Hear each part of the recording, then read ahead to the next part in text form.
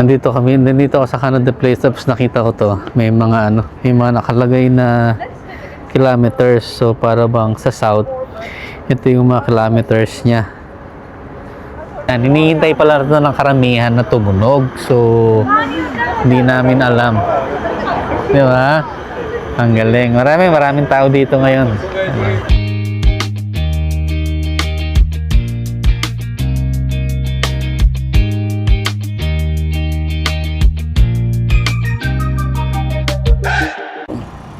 Good morning. Yan ako. Yung oras na 2 o'clock na. Nandito kami sa sa Walmart. Ayan. Nasa Walmart kami. Dito kami natulog ngayon. Ayan yung sasakyan nasa likod. Maliwanag naman dito. Nakalagay naman no overnight parking, pero may mga naka-overnight naman na ibang sasakyan. Pero siguro mga empleyado to, hindi ko lang sure. Pero mayroon pa ilan-ilan. Basta dito ka lang sa sa may maliwanag na part, na may ilaw naman. So hindi naman siya masyado nakakatakot. Kaya ayun. So pumunta na kami dun sa may Flying J kasi maliligo na kami. At naiihi na rin ako. Okay na yun, nakatulog na ako. So pwede nang bumiyahe uli. O siya, sige, mamaya na lang. Ayan, nandito na kami ngayon sa Dennis. Sa may Flying J na kami. Ayan, mga U-Haul.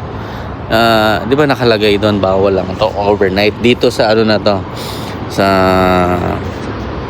Flying J na to. Pero yung mga sasakyan na nakapark doon kanina, doon sa namin, sa tabi namin kanina, ano man tawag dito, nandito pa rin. So it means pwede mag-overnight. 2-hour parking. Nakalagay lang yun. Nilalagay lang nila yun. Pero pwede ka dito talagang matulog. Kasi pag may nakita kayong mga ganito, yan, pwede yan. Hanggat nasa sasakyan naman kayo, ang mangyayari nun, gigisingin lang naman kayo. Kaya, so anyways, ayun, maliligo muna kami sa isa. Okay? Yan, maganda yung dito kami naka-wait kami ng shower. Maganda naman yung lounge nila. Pero yun nga, napansin ko. Yun nga, pwede naman mag-stay dito eh. Pero yun nga, sinabi kasi sa amin na hindi pwede mag-stay. Pero kung check mo, kasi chinek ko yung mga sasakyan ng mga nakapark kanina. Lahat sila, kung yung dat namin sasakyan kanina nang dumating kami. Yun uli yung natakbo namin ngayon. So, ibig sabihin na overnight sila dito. So, it means po pwede, diba? Pwede ka magtanong.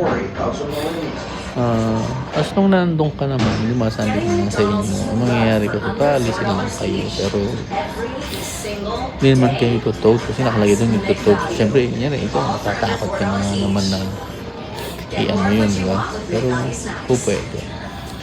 So, sa mga nagbabalak, yun na lang, in your own risk na lang din yun. Pero siyempre, kung nasasakyan naman kayo, kaya dalawa kayo, kayo magbabantay or what, tulog kayo ng maayos kasi mas maraming tao dito, mas safe compared dun. Sa Walmart, okay naman, safe naman.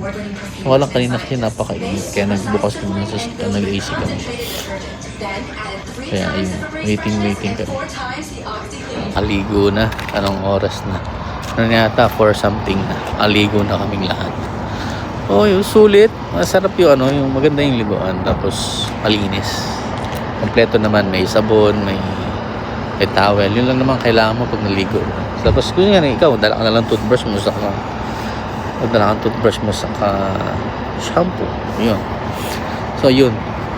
Kung nangyari, kung magta-travel kayo at gusto nyo makatipid, pwede dito sa Flying J dito sa Calgary. At saka mas mura gas dito, 184 kasi yung chinek ko papuntang BC. Punta kaming BC. $2 na. Kaya di ba? Ang mahal, mas mura dito. O siya, sige mamaya uli kasi magkakape ako, magkakakuha mo na akong kape. Saka medyo inaantok pa ako, matutulog muna sa sasakyan. Maaga pa naman.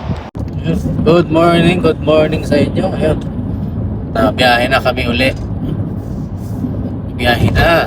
Meron kaming 945 kilometers na tatakakin para makarating sa aming paroroonan. Malalim Glenmore Trail pa rin tayo. Deerfoot. hanggang hanggang wala silang sinasabi na lumiko ka, hanggang liliko. Ganun siya. Kaya nakatulog naman kami ng kahit pa paano. Mahirap patulog sa sasakyan pala.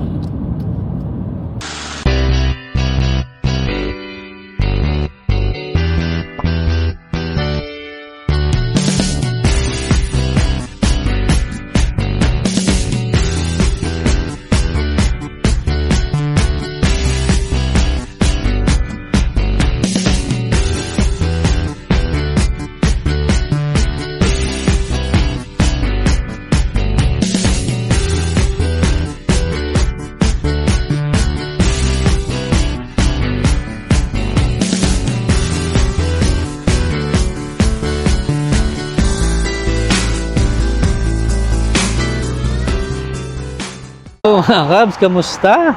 Andito uli kami. Itong lugar na to, kung naaalala nyo, dito kami galing last year. Ayan, oh. Tingnan nyo naman, oh. So nga lang, medyo foggy yung yung bundok. Ayan, makita natin, oh. Oh, medyo foggy siya. Pero maganda pa rin siya. Hindi siya talagang nakaka-amaze pa rin siya kahit saang angulo mo tingnan. Diba? Yan, ang ganda-ganda niya. The best. Ganda talaga ng view ng Calgary. Wala akong masasabi. Sulit na sulit. Every time na hihinto ka talaga dito, talagang makikita mo na maganda siya. Ano, mami? Sarap mag-relax kasi walang CR, na iihi ako eh. Gusto ko sana mag-CR. Wala namang hintuan. Kaya ayan. Silip-silip muna tayo. Ayan. Ayan. Ayan ang tanawin ng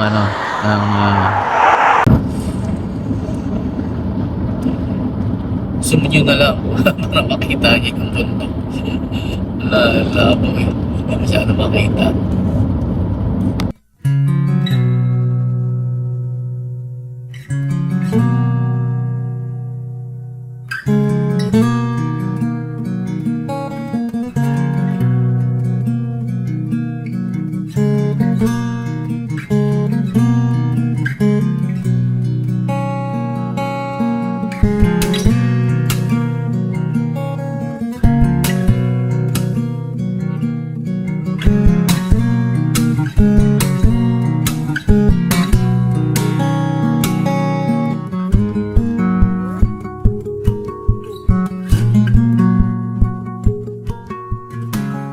Yun, kamusta na?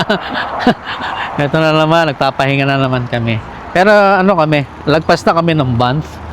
So, dito kami, ayun, kita nyo yung lake. Ang ganda, oh. Nakalak yan. Ganda ng lake, oh. Wow. Kita nyo, kung makikita nyo lang ang ganda. Promise, ayan, oh. Ang linaw. Malinaw siya. Medyo parang bluish yung kulay ng lake. Pero maganda. Yan. To eh. Sa part na to ng hindi ko alam kung busy na to. Pero, ayun, medyo foggy yung hindi masyadong kita. Pero maganda. Minsan kailangan mong lumayo para mahanap ang bukas. Si Tito Chris may baong pangarap, tahimik na dasal sa bawat paglipat. Iniwan ng bayang mahal sa puso. Kahit mabigat ang bawat paglayo, bitbit ang pag-asa sa malamig dadaan. Kasama ang pamilya sa bagong tahanan, mga matang puno ng kaba at merong puso'y matata. Ay, hindi na kami sa busy na to. Kita nyo naman yung tagang yung bundok eh. Yun nila. Pero matagal naman siguro may kalsada dito. Ito, kita nyo naman, ganda.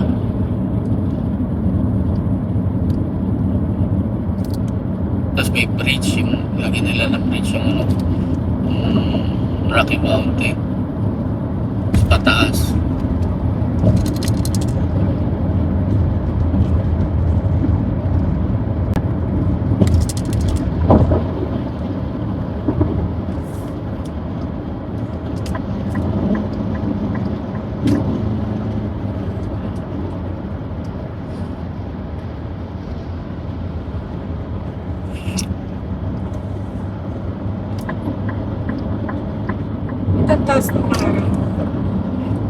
Baka kasi ano, Baka mag-erode na. hindi, siguro madalas mag ano dyan. Mag ano, ay bumagsak siguro. Hindi natin alam yan. Kasi gilid na siya, halos yung kalsada nakadikit na sa pisngi ng ano. Yung sa paanan ng bundok. So talagang naglagay sila ng Ng truck. So may instances na may nangyari na gano'n. Kaya sa taas kami ng bundok mga kaps. Yan yun, bababa pa kami. Super baba. Kaya pala, okay ba yung daan dito? Pero maganda. Diba mami? Bago sa paningin natin to eh. Kasi di man na tayo napupunta nga dito eh. Malalaman mo, diba?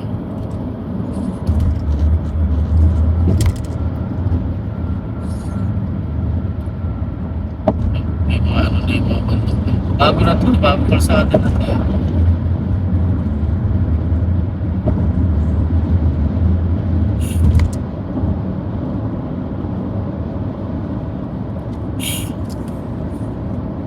Ayan ang pababa.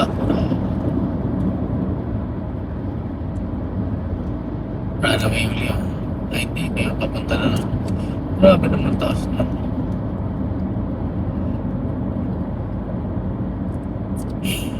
Parang yung ano, gilid ng bundok, inano nila, napiyas nila. Para magkaroon ng ano, kalsada. Ito yun, tinapyas nila to eh. Kita mo, di ba? May tapyas yan. Ang ginawa nila ng daan tong part na to. Ayan o. Sa pantay, tinapyas nila yan. Ganda. Ganda ang pagkakagawa dito. Ganun pagkaano nag-i-erod. Grabe ang taas pala ng Alberta, no? Sa BC.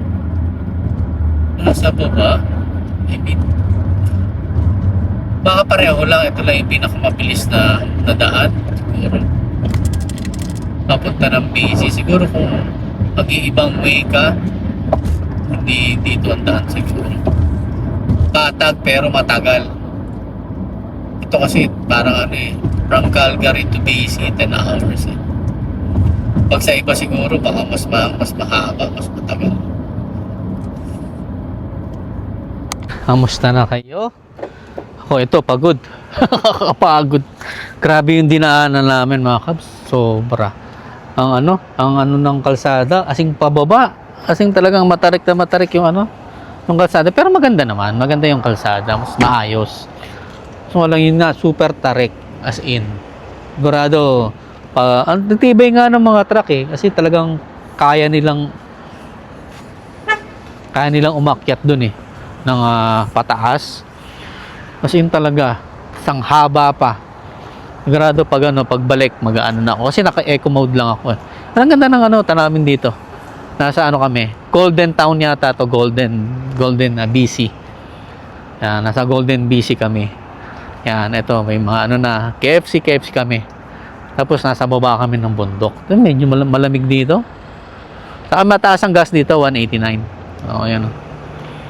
May mga bundok, mga kapaligid, o. Diba? Ayun o, yung mga kapaligid na bundok. Maganda yung lugar. Yung medyo nakakapagod ng biyahe.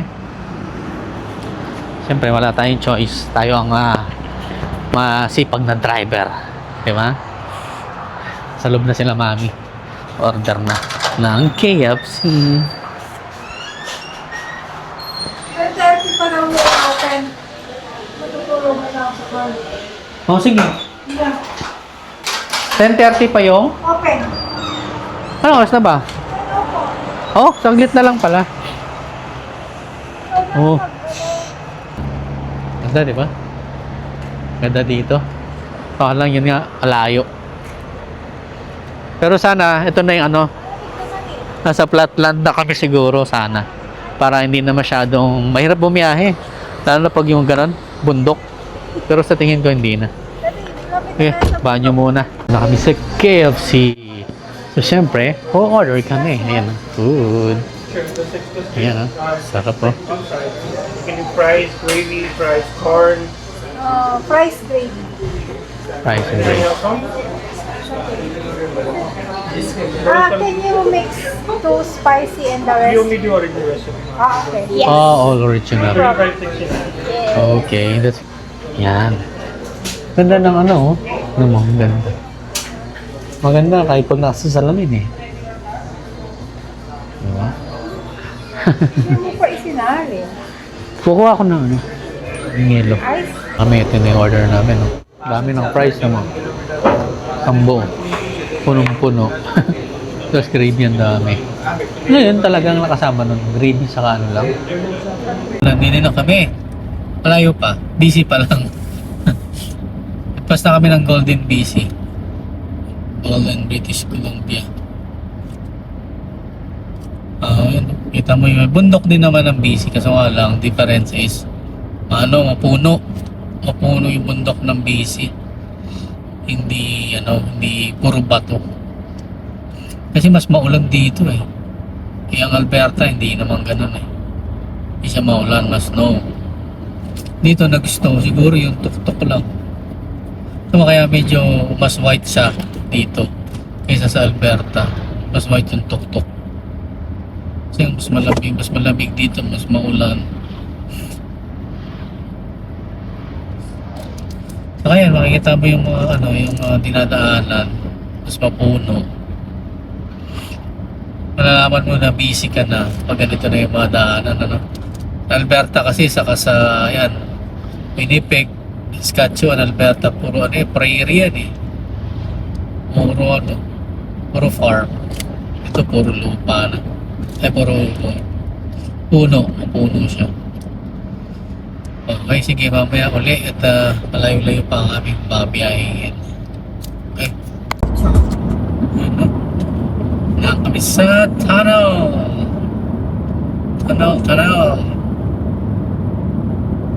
Galing yung mga tunnel dito.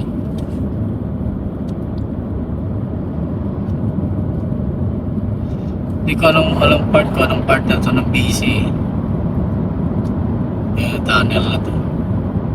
Ganda ang liwanag,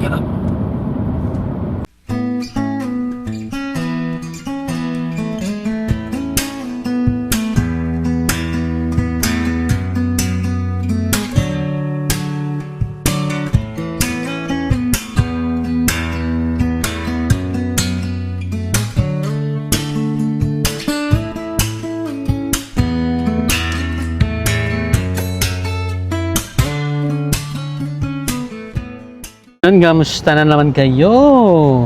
Andito na naman ako. So nga lang, hindi ko alam kung nasaan kami. Pero malapit na kami sa Victoria siguro. Pero malayo pa, parang 500 kilometers pa mula dun sa pupuntahan namin. So dumaan muna kami sa McDonald's. Ayan, dumaan muna kami sa McDo. Tapos hindi ko masyado alam yung lugar eh. Ewan ko lang. Hindi ako familiar. So, ayan. Pero maganda yung view niya. Nakusip. Check natin kung saang lugar. Hindi ko familiar masyado. Pero may bridge doon na kakaiba. Tapos, ano pa ba makikita? Chevron, Sandman, the Cell Creek, ewan ko saan naman. Pero ewan. Makikita ko sa resibo sa pag bibili kami. So kung makikita ko nasaan kami. Check na lang natin. Tapos na kaming mag-McDo, bumili kami Sunday. Nasaan mo kami na Rebel Stock, BC, British Columbia. Ayan, kita nyo naman ang mountains. Biyahe na uli. Siyempre, malayo-layo pa kaya kailangan bumiyahe kami ng dire-diretso. Okay, mamaya uli.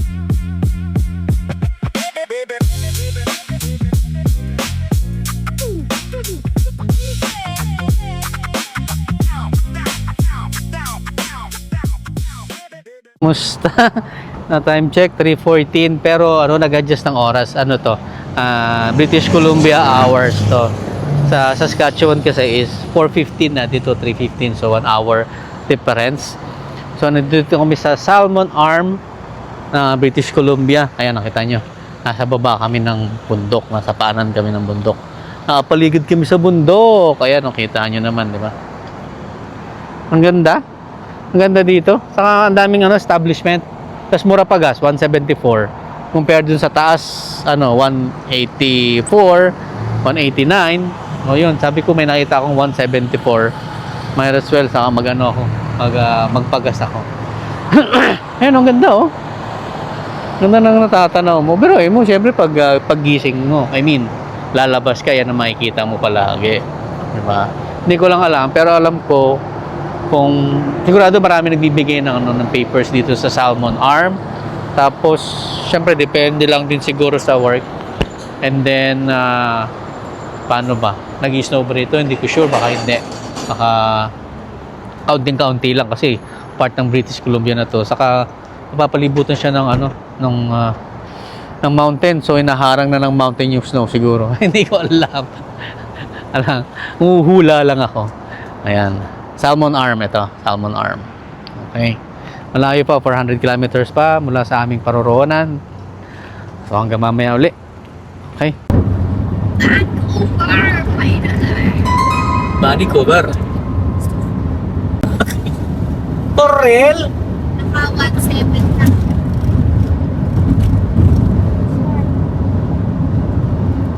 Almari, 190 lang. Sa atin na mabilis yun. 120. Promise. Alam mo, close. Pero ayan, may construction kasi. Yan yung Hapon sport ba to? Hindi naman, di ba? Malayo pa yun.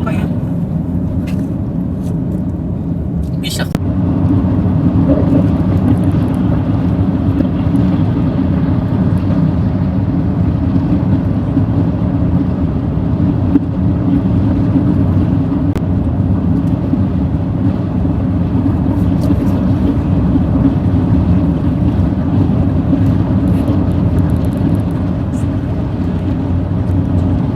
Hello.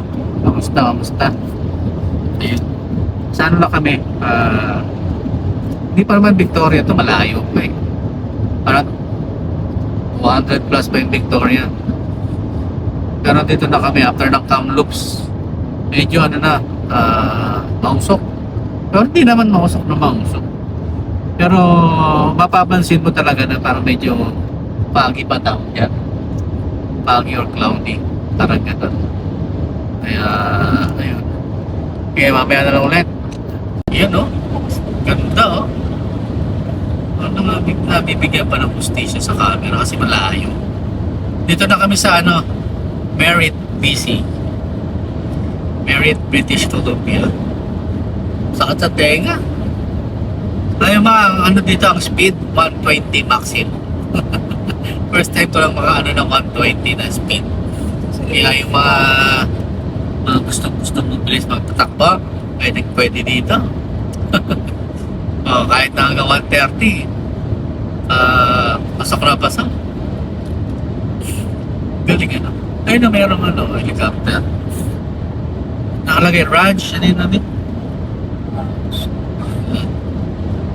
Ranchandtax.com. Bag lang yan. Ulap. Sa tuktok na kala mo usap ka rin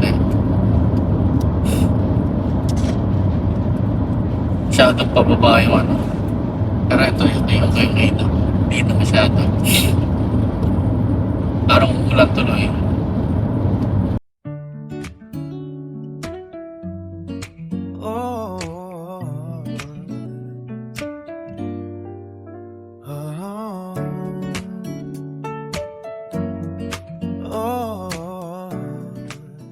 Kita nyo ba ako? Yung Tito Chris. Dito na kami sa nag-washroom muna kami. Washroom break. Bali 170 kilometers bago namin marating yung aming pupuntahan. So, sa na kami. Hindi ko alam kung anong part to, pero nasa mountainous pa rin kami. Mountainous daw. Sa mountains pa rin kami. As in talagang, grabe ang ano, ang daan dito. At matindi talaga, hindi nauubos, dire-diretso. As in talagang, maganda kalsada, maganda. Tapos ang speed mo is mabilis naman, 120 hanggang kahit 130, kayang-kaya eh. Ayun nga lang, syempre, kailangan ano yun mo rin, tansyahin mo rin pag nagdadrive ko. Siyempre, lalo kung mabilis ka mag-drive, di ba? At least. So far naman, okay naman naging biyahe namin. Yun nga rin, nakakapagod. Papagod na yung pa ako. Sa aking likod ko, nangangawit na. Ayan, pakita ko sa inyo yung labas. Ayan na. Kita nyo. Puro mountains yan. Ayan. Dito, hindi na masyado mausok. Hindi namin alam dun sa ibang part ng kung sa ibang part ng BC is mausok pa. So pero yung unang dinaanan namin medyo mausok. Hindi naman siya nakakasagabal sa kalsada. Ano lang, kasi siyempre mataas naman kasi yung mataas yung niya, yung usok niya. So hindi man siya apektado sa kalsada, sa daan. So anyway, ayun. Malapit na kami. 2 hours na lang. So 6 a.m., 6 p.m. So, darating kami rin ng 8:30 siguro. Max 8:30. So, ayun. Grabe. Nakakapagod. Lahat nakakapagod sobra. Pero ayun, sige. Mamaya na lang uli. Siguro pag naandun na kami, palitaan ko kayo. Kasi pagod na rin ako. Siguro pagdating ko to Bulagta. Ayun. Ang mapapanood nyo yung first day sa second day puro kalsada, tas kwento, yun lang naman eh mostly. Tapos yung ibang town pinakita ko sa inyo, ganun lang. Tapos yung mga gala namin on the third day, fourth day, fifth day, yun ang pinakaano namin, highlights. O siya, sige, hindi pa akong papaalam kasi mamaya pa yung pagdating namin. Okay, mamaya ulit. Ayun, good evening sa inyo. Dito na ako sa Pwede ka nang vlog niya. dito na ako sa downtown Vancouver. Ayos, sarap po. Ayan na sila mami. Kasama sila, di ba? Ayan si Oki. Mali asawa siya ng pinsan ni Commander. Dito siya nakatira sa Vancouver. Sa kanya kami tumuloy. Ayun, napunta kami sa una sa gas station. Ayun, umuusok na. Ang galing. Hindi ako makapaniwala, nandito na ako. Pinapanood ko lang to eh. Dun sa mga pupunta dito. Ngayon, nandito na ako. Maraming dito, vitamins. Parang maganda. Siguro, syempre, hindi ka taga dito, kaya maganda, no? Pero pag nandito ka na, parang wala na lang, normal na lang din. Yeah. Ayun. Ano ba? Iba yung ganda ng gabi. Ayan yung steam clock, oh. Tuwa. Ayan, oh. Ayan na, meron na, nandito na kami. Ayan, oh. Kita nyo na, oh. Oo, kung makikita nyo, maliwanag ba? Pero ayan, oh. Ang ganda, di ba? Oh. Punta na kayo na, mami. Okay, sige.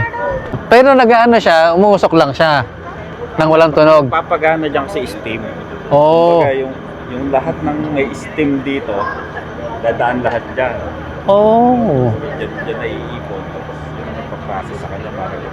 Oo, so literal talaga na no. Steam clock talaga. Steam clock siya. Pero parang narinig ko sabi nila, ano na lang daw, hindi na... Ano? Hindi, steam clock pa. Steam clock pa rin, no? Mula nung ginawa siya, no? Oh, ayos pala, oh. Ayan, nakalagay, oh. Gas Town, ayun. Okay. Gas Town, steam clock, ayan, nakita niyo. So, alam, makilabo, eh. Madilim, hindi nyo makikita. Pero okay na yan, nakikita nyo naman. Hinihintay pala ito ng karamihan na tumunog. So, hindi namin alam. Di ba? Ang galing. Maraming tao dito ngayon. Mami, pakita kita. Ayan. Welcome sa Gas Town. Ayun. Ang galing. Sabi ano daw eh. Tinatimingan ng iba. So, ayun o. Tumulog na.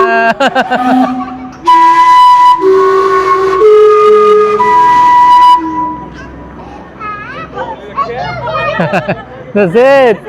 10:30, tumunog. Sumakto. Yeah. Ang galing. Ayan ang downtown Vancouver. Ayan o. Nakaka-amaze na totoo lang. Kasi, di ba nakatira kami sa small town. Tapos, ayan, makikita mo mga building. Para kaming ignorante na hindi nakakita ng building. para akong bata na natutuwa. Ewan ko, siguro ito nga siguro talaga yung yung feeling pag bihira kang mapunta sa lugar na para bang ito ngayon. Ano ba to? Hindi ko kalala kung sino yun. Commemorate, hindi ko na nabasa. Ayan sila, magkakasama. Aking mag-ina. Metro Vancouver Transit.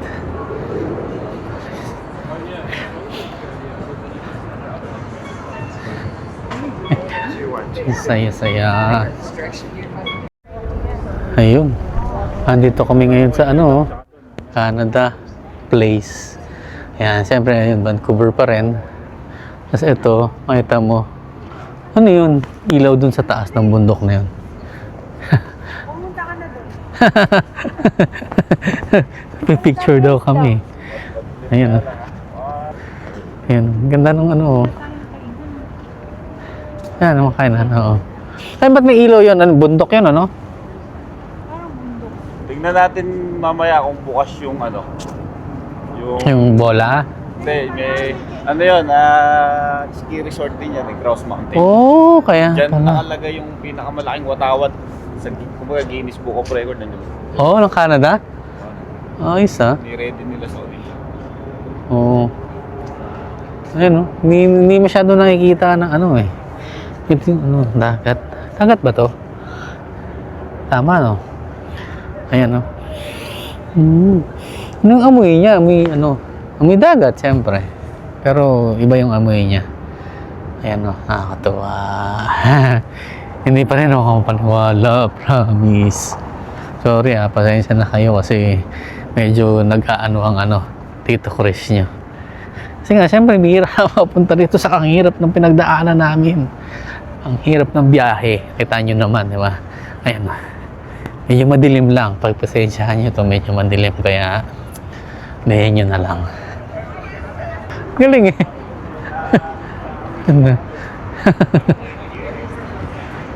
Parang may bagyo pa yata nung kinuha nila eh. Ayan na, ganda Yung view dito sa may sa may kinunan ko ng phone kasi hindi masyado makita eh. Yung mga bahay pala yung mga doon. Ayan, mga bahay. Ayan, mga bahay yan. Mahal daw yan eh. Tapos yung may ilaw dun sa may bundok na yon. Ski resort. Ayan, sabi lang nung kasama namin. So, ayan, makikita nyo. Tingnan, diba? Tingnan, diba? So, may minsan kunan mo din yan para meron kayo meron memories na nagpunta kayo dito.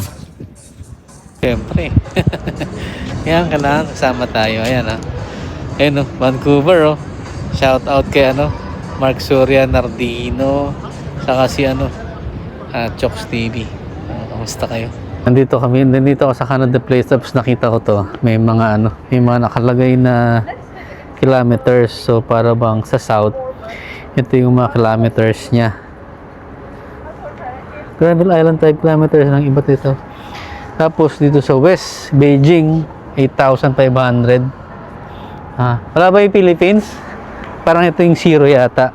Ito yung pinaka zero. London 7,588 kilometers. Banff 579 lang ba? I don't know, siguro. Gastown is 3 kilometers, that's correct. North Pole 4-5 lang Anchorage Whistler 123. Ayan, parang ito yata yung pinaka zero, kaya ganun. Yun. Good morning sa inyo.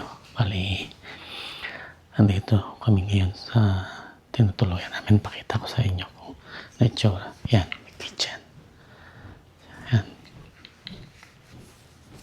Kasi ito yung yung sala. Yan. Tapos yan. Maganda, malaki yung tinutuluyan namin. May mga kalat lang. Yan. Yan. May mga gamit. Tapos ito, yung washroom na. Malaki naman yung washroom. Yan. Malaki yung washroom, di ba? Okay naman, malinis.